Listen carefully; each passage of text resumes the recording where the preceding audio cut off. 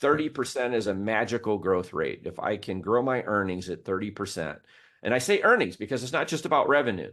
It's about also becoming more profitable as we get bigger, and my expenses should be going up at one pace while my revenue's going up at another. And that difference, that difference between the two, that's operating leverage that I'm creating because I'm getting bigger. Imagine my landscape company. If I have 1,900 trucks on the road, it's a whole lot cheaper to buy a bunch of trucks if I'm buying them 100 or 200 at a time versus buying one at a time. So everything I do should be getting more cost effective as I get bigger. But as I'm growing this business and I'm expanding it, 30% lets me double the size of a company, not in 7.2 years, but in 2.8 years. And I can triple it in 4.2, and I can quadruple it in just over 5, which happens to be a typical PE, private equity hold period, the amount of time that they'll own a company before they sell it.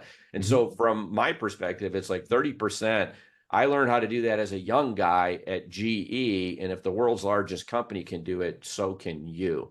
When you're a startup and you go from $1 in revenue to $2, that's 100% growth.